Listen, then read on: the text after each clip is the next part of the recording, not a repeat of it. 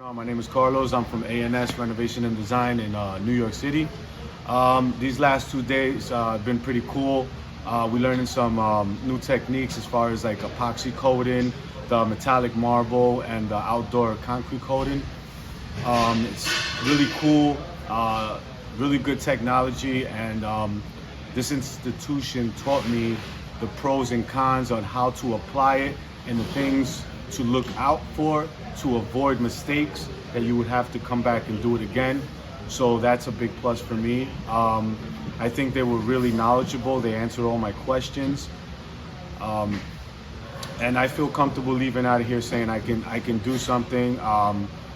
Obviously take a practice, before you actually commit to your first project. But I think that when you'll come in here, the way you come in here, you're gonna leave very knowledgeable on the system and the different systems, and then the support that comes behind it is key. So give it a shot. Peace.